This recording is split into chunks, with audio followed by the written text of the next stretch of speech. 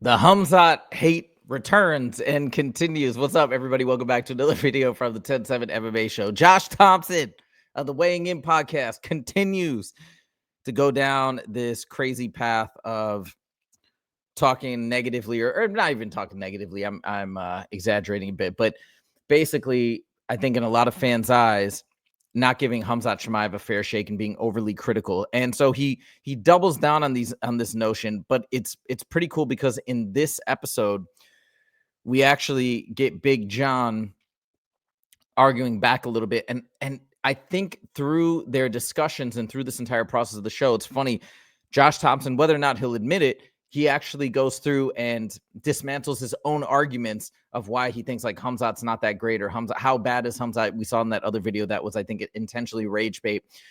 I think he actually figures out whether or not his brain connects the dots, but he figures out in this, throughout this exchange, that wait a minute, a lot of the criticisms he has of Khamzat don't really add up. Now, I'll fully admit that I'm a huge Khamzat fan, so I'm going to be on one side of the fence, probably on extreme on one side. Josh is seeming to be extreme on the other, and I don't really understand why. I don't even know if he knows particularly why. Maybe he started on this stance and doesn't want to leave it be.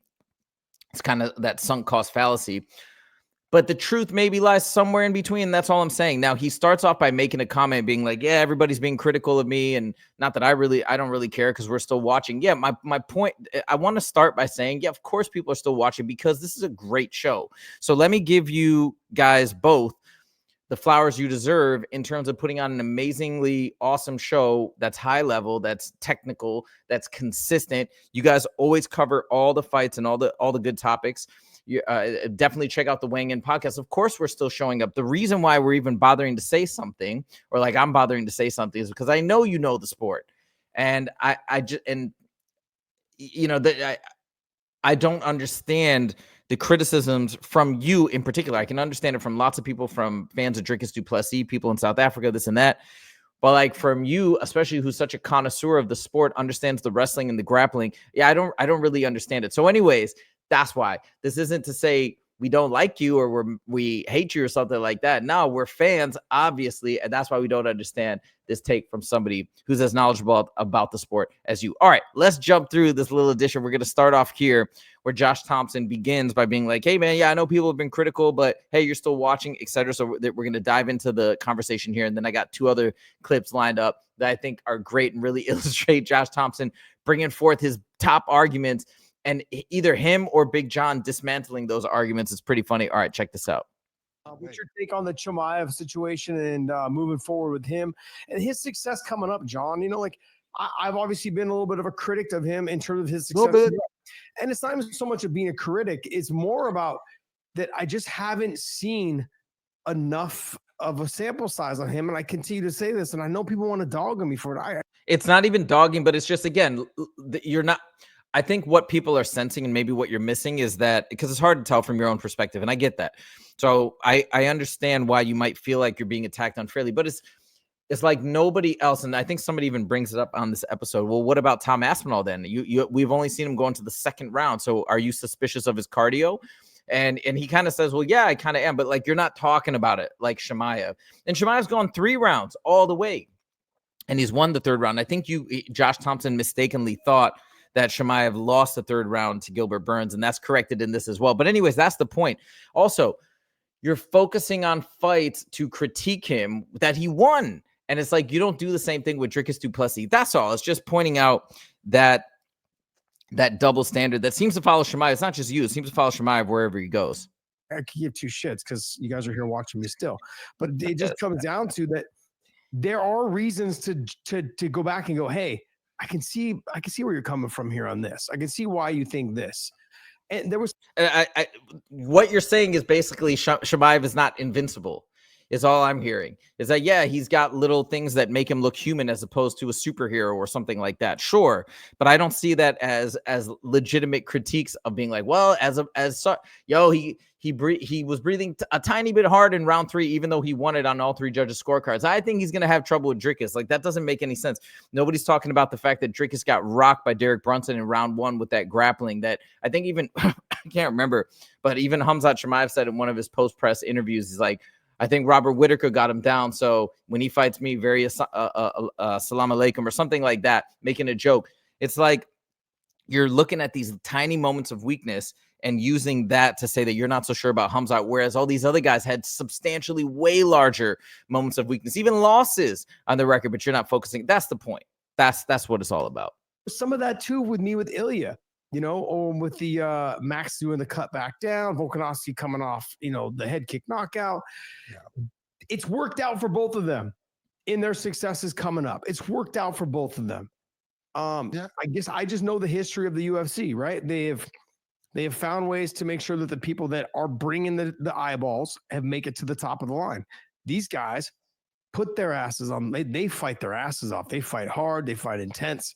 I love giving Khamzat a little credit there. That's cool. Appreciate that. All right, now we're going to move on where he goes through and dissects his resume a little bit. And this part's pretty funny too, because of some of the things that he says. I think he's originally positioning them as arguments against Khamzat. And then either he changes his own mind or Big John changes his mind as we go through. So check this out.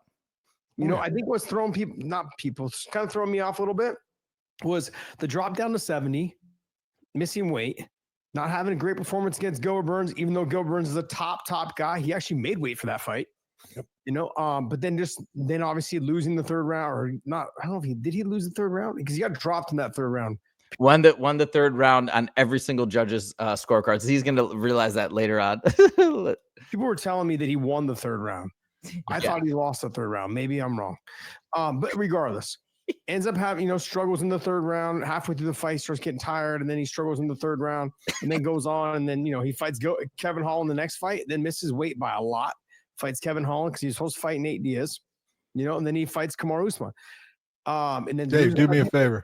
Mm-hmm. Go to Verdict MMA.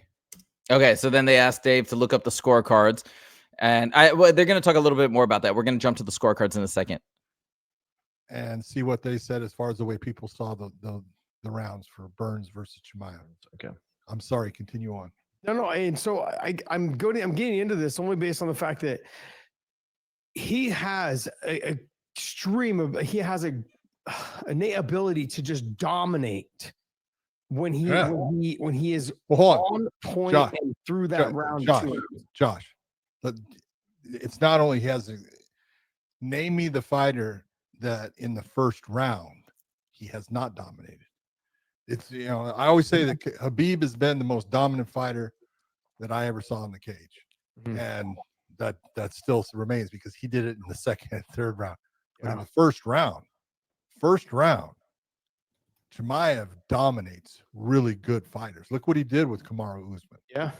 You know, he dominated. That fight could have been stopped in the first round. Could have been. And see, this is exactly what it's all about, what Big John is pointing out. And again, it's like tunnel vision. It's not that Josh Thomson is intentionally trying to be biased, I think, but he's sat on this argument. He's gotten so much crap about this argument that I think he feels attached and committed to the argument and sustaining it no matter what.